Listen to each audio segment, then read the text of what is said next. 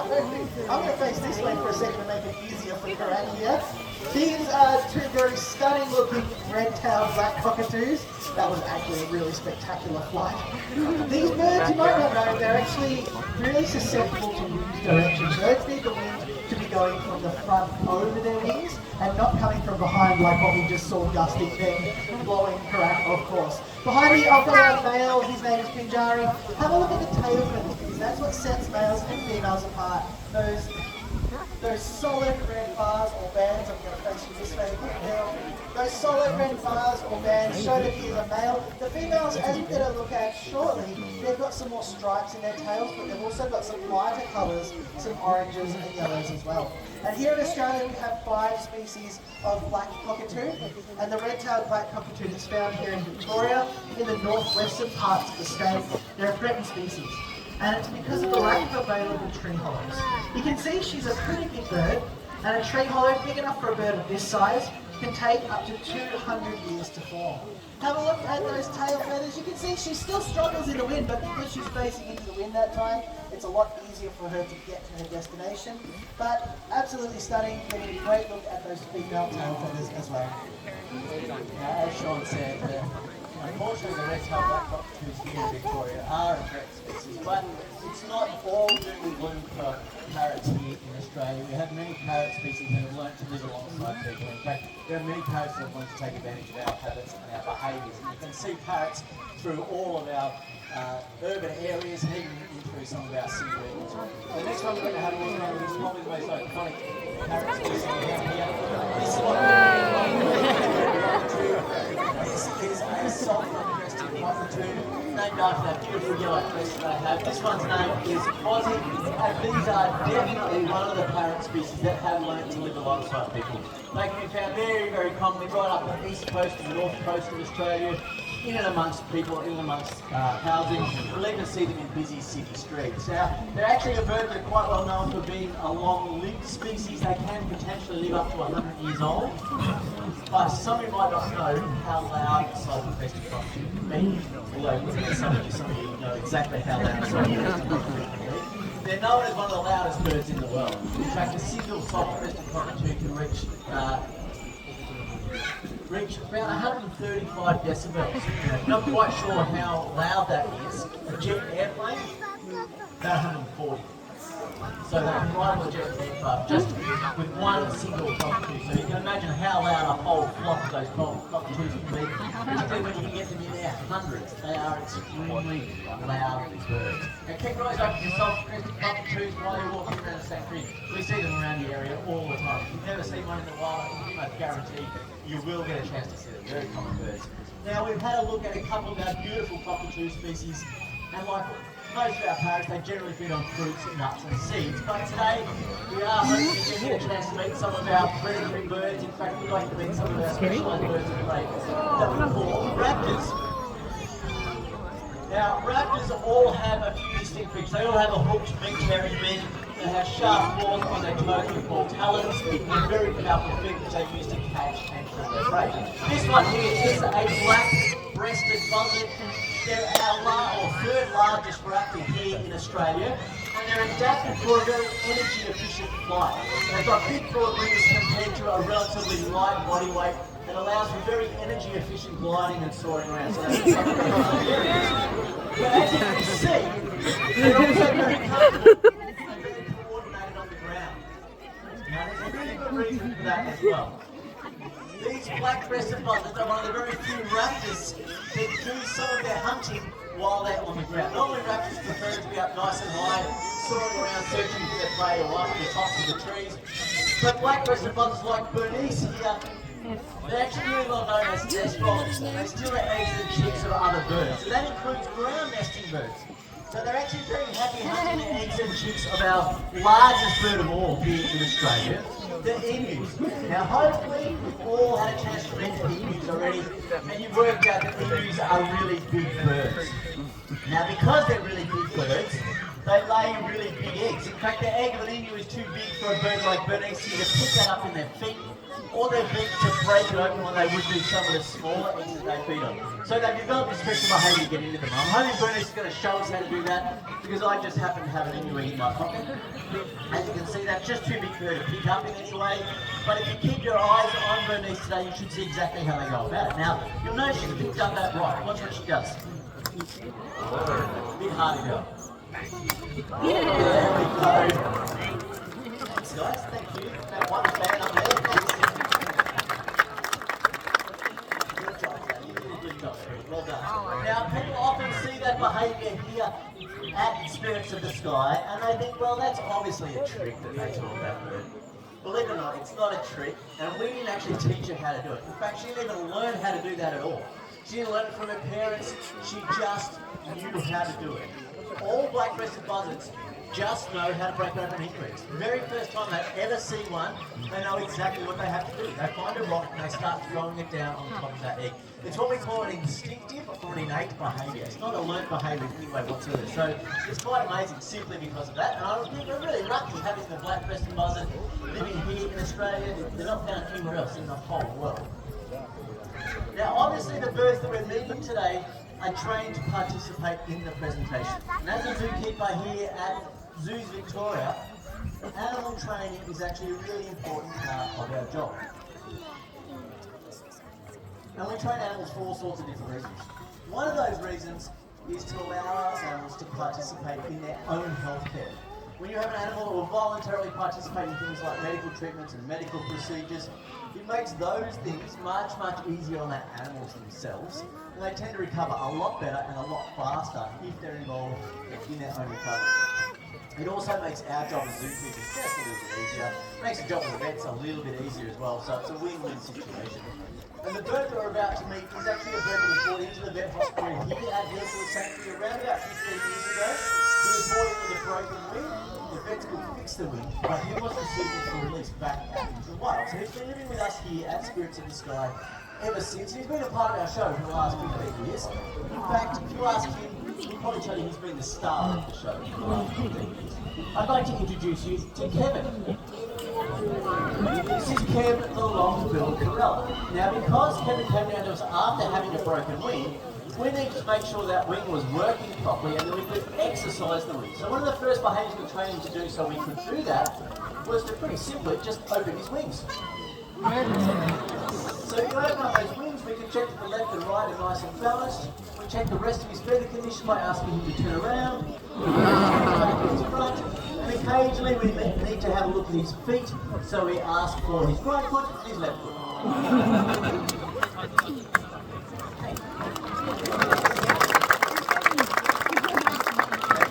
Take you a bit of a while to work out that you got his right and his left.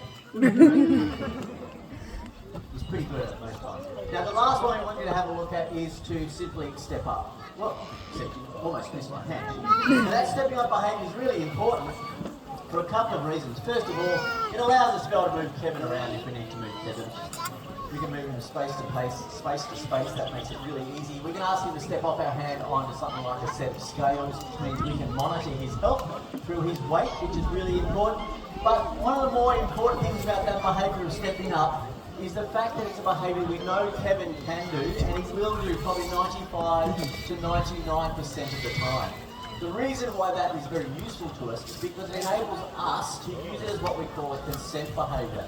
Now, whenever we're working with our birds, we never force them into coming to work with us. We always ask them if they want to come to work and if they're ready to participate. So whenever we're about to do a session, we ask for that consent behaviour. So I'm about to start a session with Kevin. I'll walk in and I'll ask him to step onto my hand. He has every right to say no. The way he does that is just simply not step onto my hand. So if he doesn't step on, he's telling me, no, don't want to come to work, not interested in whatever he's asking me to do. Now, we don't know why he says no. We never know the exact reason behind him saying no. We don't care what the reason is. We just know that he's not ready to work with us. So we acknowledge it, we come back a little bit later, and we ask him again a little bit later on. So it's totally up to him when he chooses to work with us, not the other way around. It's a really important distinction to make. It's his choice to work with us, not us with him. So really, really important. It's also the first stage of the two-way communication that we have between our birds and our trainers. So really, really important. How about a big round of applause?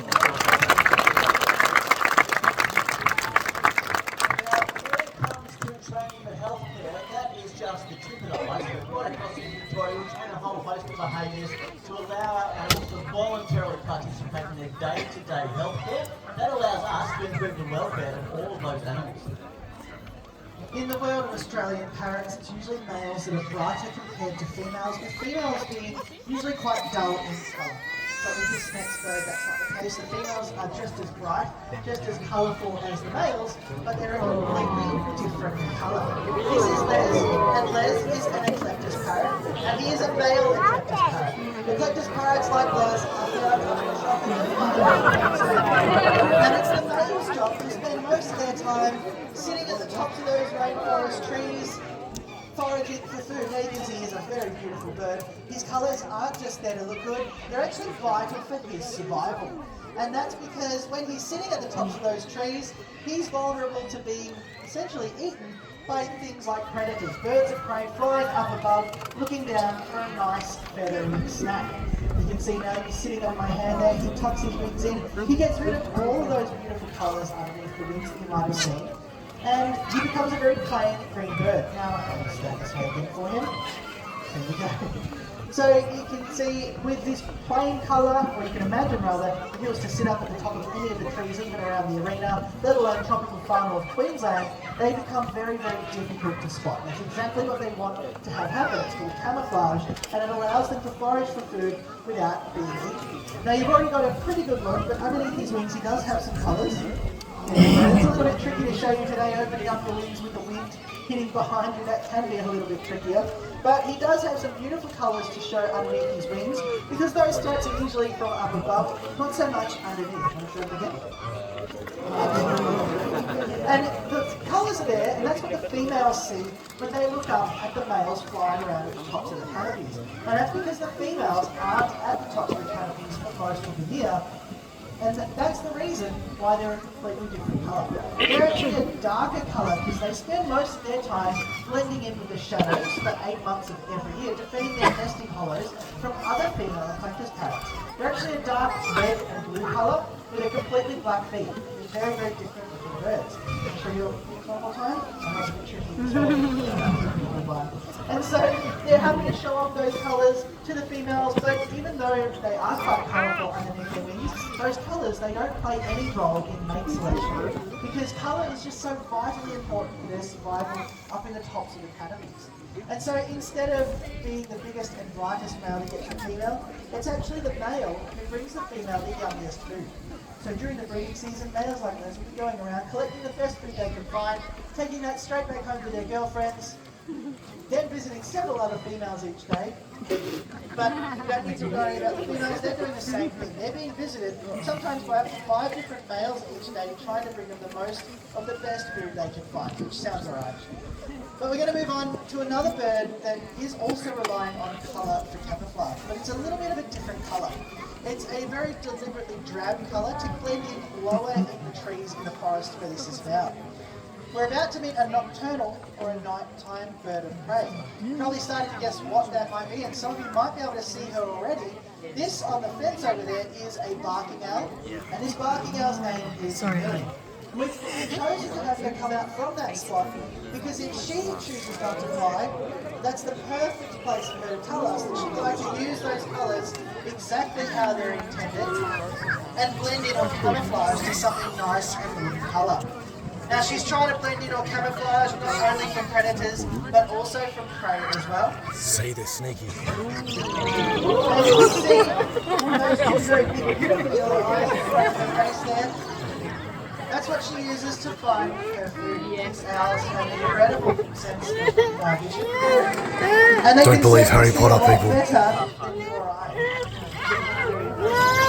They've actually given up their ability to see in colour though, but in doing so they can see incredible detail and distance with a focus on movement in the forest. So the movement they're looking for is their prey. An owl like this one that's rodents such as rats and mice, possums, gliders, and even other birds are on the lookout for a barking owl. And when they do find their food, they'll jump out of their hiding spot. They're quite agile in the forest when they need to be. And at the last moment, they'll use those sharp claws or talons to catch and kill their prey. You can hear that little chirrupy sound she's making here in the arena as she comes into land. That's a bit of a happy noise for a barking owl. That's the noise she makes when she's getting some of her favourite food. If she was in hunting mode, she would be completely silent. And with the name of barking owl, you can probably imagine they are capable of making another noise. And they do have a call that sounds just like a small dog barking. It really is quite a convincing bark, and that's mostly during the breeding season, but males can only make that call all year round. There is one other sound they make, which is a little bit more unexpected, and that's the noise a barking owl makes when they're threatened. When something's threatening Millie or her nest, they scream, and it's not a very bird-like sounding scream that you expect an owl to make. It's a very human sounding scream, like something terrible is happening to somebody nearby. And that's resulted in a number of calls from farmers to the police, hearing those calls, hearing those screams in their back paddocks, only for the police to arrive and discover a pair of barking owls nesting in those back paddocks. I think you'll agree though, she's done a fantastic job out here. This is Millie, the barking owl.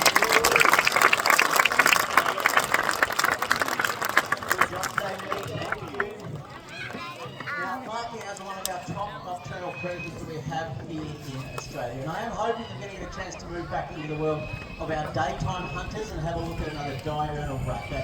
It's possibly our best known raptor of all here in Australia, but before we do that, we actually just want to take a little bit of extra time out of the show just to slow down a little bit, just stop and actually just say thank you. We want to say thank you to everyone coming along today and visiting us here at Healesville Sanctuary and being part of our Zoos Victoria family, even if it's just for one day. By being here for one day, you're supporting the really important work we're doing in conservation, helping to save a whole lot of animals out there, things like Tasmanian devils, lead-beaters, possums, and two of the world's most endangered birds, the orange-bellied parrot and also the helmeted honeyeater. Now, we honestly couldn't do any of this vital work without you. In particular, we want to acknowledge our Zoos Victoria members.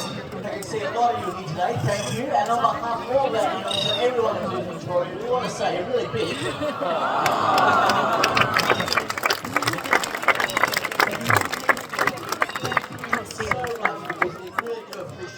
as I said, we can't do this work without you.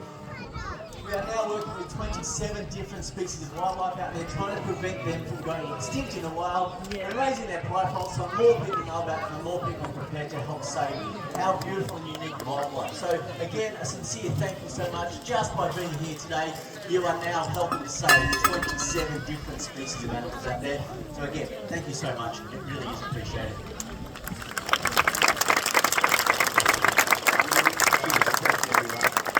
I am hoping we're going to get a chance to move into the world of our daytime hunters and have a look at probably Australia's best known raptor of all. Some of you might be starting to guess who I'm talking about already. Now, if it's not our best known raptor, it's definitely our largest raptor of all here in Australia. Now, I think quite a few of you are starting to get the idea who I'm talking about. They can have a wingspan of up to 2.5 metres, which is pretty impressive. They also have a nice long diamond or a wedge-shaped tail where they get their name from. I'm hoping, my fingers crossed, we're going to get a chance to meet a wedge-tailed eagle. I'm hoping we're going to get a chance to meet Magra, our female wedge-tailed eagle. If she does choose to make her way out here, you'll see she is a really big bird. She's also a very dark coloured bird. That's because Magra is a nice job, Max. Great work. Well done. She's an adult, so she's 27 years old. Wedge-tailed eagles get darker and darker as they get older and older. So if you're lucky enough to see a lightly coloured wedge-tailed eagle, the Magra, possibly a chocolate brown or a golden brown tail, what you're most likely looking at is a young bird, possibly under 7 years old. Once they start getting to 7 or 8 years old, they start maturing and they get darker and darker each year. So when they do that, they mold their old feathers out, the new ones that grow back are just a little bit darker than the ones before. Now, I mentioned a little bit earlier with the black-breasted buzzard that was out here that they are a very energy-efficient bird. They use big wings to just glide and soar around. These wedge-tailed eagles take it to the next level. They use that 2.5 metre wingspan to their advantage. Yeah, just I think a step or so if you need to. So they use that massive wingspan just that way. One step would be great, kids. We'll see, Max. It might be a bit difficult with the wind today, but we'll see how it goes. Here we go. So what these birds will do is they use rising currents of air. So it could be a thermal current, it could be a wind current where it blows along and hits a structure and has to go up and over the top. They fly over to wherever that rising air is, set those massive wings out and let the air push them up.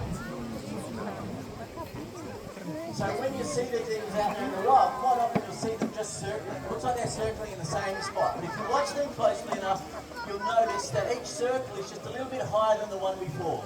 They'll get higher and higher and higher, sometimes to the point where you can't actually even see them anymore. But once they get to the top of that rising air, all they need to do is just drift off it. They just need to glide off it and soar around until they hit another one. Until they see another one, and they'll hit that one, let that push them up, they'll get to the top, that one, drift off that one until they find another one, and they'll do that literally for hours and hours on end and not have to flap their wings at all. It allows them to cover extremely large areas without using much energy at all. Once they're up nice and high, they can also use their amazing eyesight to start their hunting. Now, an eagle like Magra, she can see a moving rabbit from well over a kilometre away. So she can get up nice and high, she can scan a massive area of land looking for rabbits, bandicoots, other birds, reptiles. They're actually capable of hunting mammals up to the size of an adult wallaby all by themselves if they have to. Incredibly powerful hunters for their size, and they use their massive beak to cope with some pretty large prey. Now, although she's obviously a really big bird, if she's up nice and high, it'll be very difficult to pick the size of a wedge-tailed eagle. So one of the better ways to help you identify them is not just concentrating on the size, but actually looking at the shape of the tail. They're called wedge-tailed eagles for a really good reason. They have a long diamond or a wedge shape in their tail, and you can pick that even if they're gliding and soaring nice and high. Now I'm hoping we're going to get a chance to have a look at that tail shape very shortly. I'm going to see if I can ask Magra to make her way over onto this branch here. If she comes up, she will fan that tail out, and you'll see that shape in the tail that I'm talking about. Really obvious diamond or a wedge shape in the tail. Best way to help you identify one of these birds is if you think you've seen one. Now how about a big round of applause for Magra? She's going to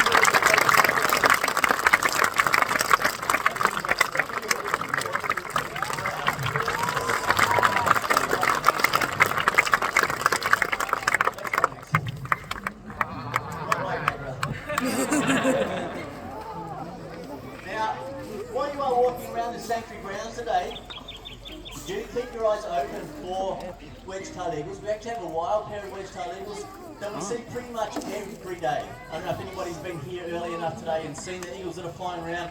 We watch them for an hour or so just cruising around above here a little bit earlier. I can pretty much guarantee you'll see them today if you keep your eyes up for long enough. As I said, we see them every single day. Today is a perfect day. A little bit of wind around. That Magra's just spotted them out there on the short level. She can see a lot better than we can. She's showing me signs that she's seen one flying around up there, so let's see if we can get Magra to make her way back down and back home, and we might be able to point those eagles out to her if we get a chance to see them. As I said, she can see them well before us. She'd see them when they're about 3 or 4 kilometres away, so don't start looking just yet. Now, I'm going to try this again, Max. All right. Now that young pair, or that pair of eagles that we see here are a young pair. All right, how about a big round of applause again, please?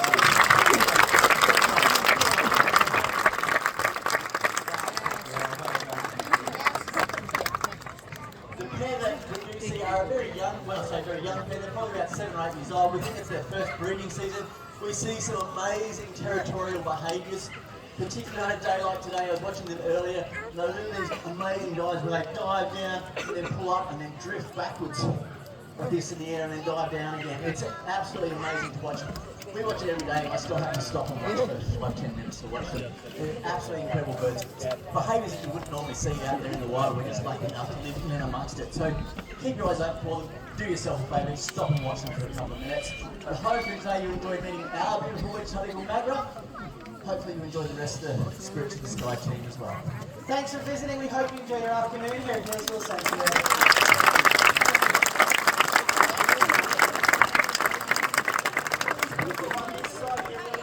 get to know